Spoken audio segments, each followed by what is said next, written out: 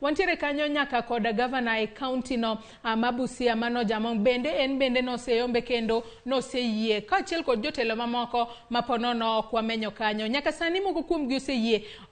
Wach makamano mar jotelo yie loch en ranyisi machalo kaka mane ne jo Kenya ma nyaka sani wanyalo wacho ni chunygi pod likore ahinya ka girito duoko go mar tenda piny Kenya.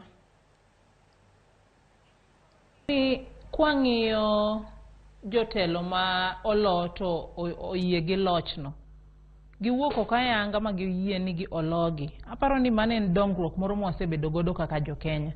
Wasebedo gi gimiluongo ni maturity, political maturity.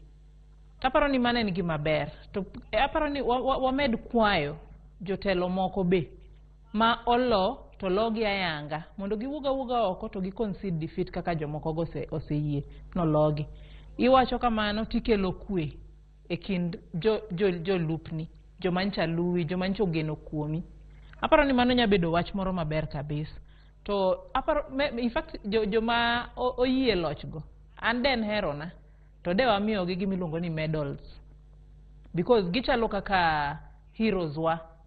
Ingeni e piny mangima tek ga mondo ng'ato wuog oko ma yie loch ni oloya tayie kendo adhi support ng'ama oloya no tek ga kabisa. Taparo ni magi jok moko ma aparo ni in future wabo celebrate gi mang'eny kabisa. En mpaka moro ma wabro